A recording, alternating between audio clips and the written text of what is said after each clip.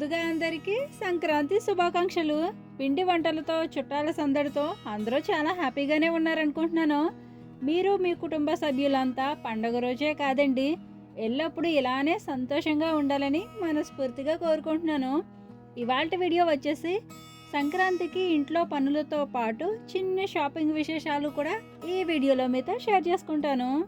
ఈ వీడియోలో మీరు చూసే దృశ్యం అంతా కూడా ఇప్పుడు షూట్ చేసింది కాదండి, దీపావళికి ఇల్లు క్లీన్ చేసుకున్నప్పుడు షూట్ చేసిన వీడియో. ఈ వీడియో దీపావళికి పోస్ట్ చేయాలి, కానీ అప్పుడు ఈ వీడియో చేసే టైం లేక అప్పుడు షూట్ చేసిన వీడియో ఇప్పుడు యూజ్ చేసుకున్నాను అనమాట.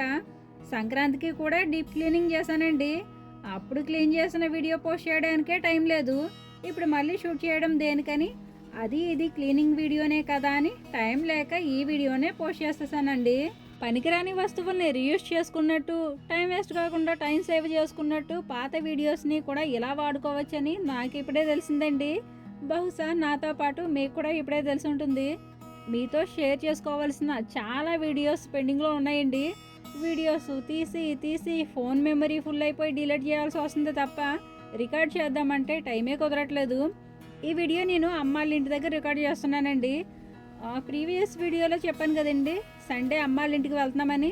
మామూలుగా అయితే మా మామయ్యకి బట్టలు పెట్టేసుకొని సంక్రాంతి రోజే అమ్మాళ్ళ ఇంటికి వెళ్ళేవాళ్ళం. ఇప్పుడు పండగలకి పబ్బాలకి వెళ్ళడానికి మన నెత్తి మీద చాలా బాధ్యతలు ఉన్నాయండి. అందుకే పండగ ముందే అమ్మాళ్ళ ఇంటికి వెళ్ళొచ్చేస్తే ఓ పని అయిపోతుందని అమ్మాళ్ళ ఇంటికి వెళ్ళాము.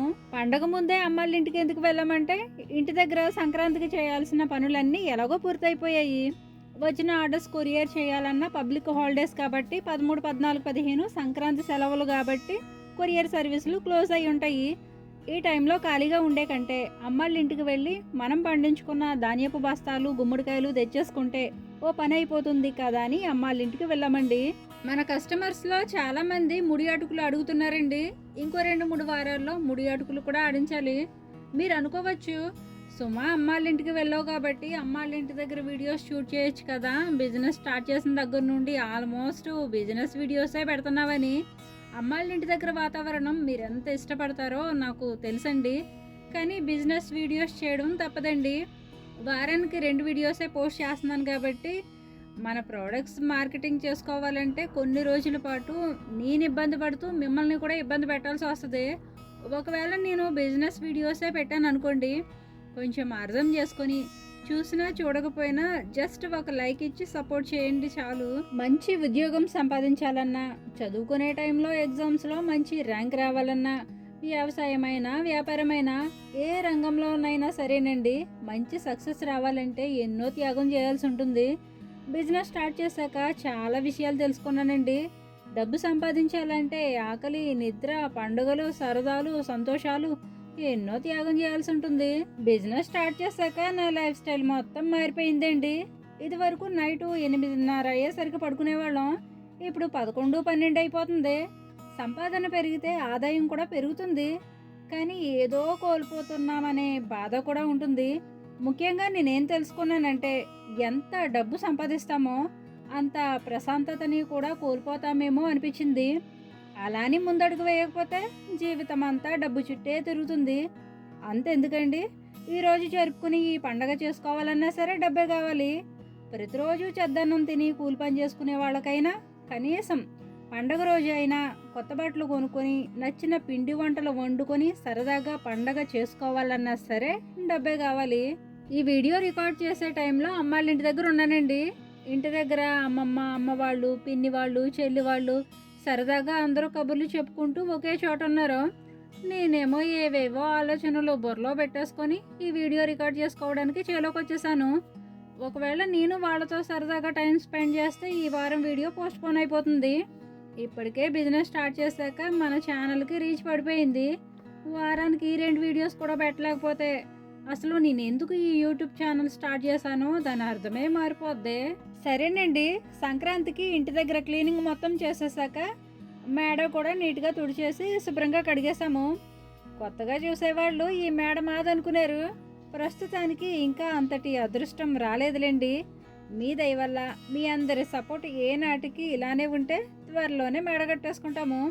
ఈ మేడ మాది కాకపోయినా నేనెందుకు అడుగుతున్నానంటే, నేను ఆన్లైన్ బిజినెస్ చేస్తున్నానండి. కారాలు, పిండ్లు, వడియాలకి కావాల్సినవన్నీ ఈ మేడ మీదే ఆరబెడుతూ ఉంటాను. ఎప్పటికప్పుడే మేడ శుభ్రం చేస్తాను. పండగ కదా అని మేడ కూడా కడిగేసాము. అంటే ఇది మా పక్క వీధిలో మా పొరుగింటోళ్ళ మేడండి. నా బిజినెస్‌కి ఏది అవసరమో అదే నాకు లేదండి. అయినా సరే నేను బిజినెస్ చేయగలుగుతున్నాను అంటే అది ఈ మేడగల ఇంటి వాళ్ళేనండి. మన ఇంట్లో మనం డబ్బు సంపాదించుకుంటేనే చూడలేని ఈ రోజుల్లో వాళ్ళు మేడ వాడుకొని నేను డబ్బు సంపాదించుకుంటున్నాను. కొన్నిసార్లు ఇది నాకు బాధగానే ఉన్నా నాకు వేరే దారి లేదండి. వీళ్ళకి నేను కృతజ్ఞతా భావంతో ఉండడం తప్ప ఏమీ చేయలేని నిస్సహాయక స్థితి. ఓకేనండి. పండక్కి పిల్లలకి కొత్త బట్టలు కొన్నామండి. ప్రతి సంవత్సరం మా ఫ్యామిలీతో పాటు అమ్మమ్మకి, అమ్మకి, నాన్నకి కూడా కొత్త బట్టలు కొంటాము. ఈ సంవత్సరం అయితే మా పిన్నికి కూడా కొన్నానండి. మా పిన్ని మా చిన్నప్పుడు మమ్మల్ని చాలా బాగా చూసుకునేదండి. ఇప్పటి వరకు తనకి నేను ఏమీ ఇవ్వలేకపోయాను. ఇప్పుడు నాకంటూ నేను సంపాదించుకుంటున్నాను కాబట్టి ఈ పండక్కి మా అమ్మ, నాన్నతో పాటు పిన్నికి కూడా చీర కొన్నాను. ఈ చీర వచ్చేసి అమ్మకి కొన్నానండి. పింక్ అండ్ వైట్ శారీ వచ్చేసి పిన్నికి కొన్నాను. అమ్మ, పిన్ని ఇద్దరు అక్క చెల్లెళ్ళే కాబట్టి ఇద్దరికి ఒకేలాంటి శారీస్ తీసుకున్నాను. ఈ శారీ వచ్చేసేమో కాటన్ శారీ. ఇది అమ్మమ్మకి తీసుకున్నాను. నాన్నకి కూడా కొనేద్దాం అనుకున్నాము. కానీ ఆ రోజు టైం సరిపోలేదండి. నాన్నకి తర్వాత తీసుకుందాంలే అని నాన్న కొనలేదు. నేను ఇంతలా కష్టపడడంలో ఎంతో స్వార్థం ఉందండి. నేను కష్టపడితే నా ఫ్యామిలీతో పాటు మా అమ్మ, నాన్నని కూడా చూసుకోవచ్చు. వాళ్ళంతటా వాళ్ళు బట్టలు కొనుక్కోవాలంటే వాళ్ళున్న పరిస్థితిని బట్టి వాళ్ళు కొనుక్కోలేరండి.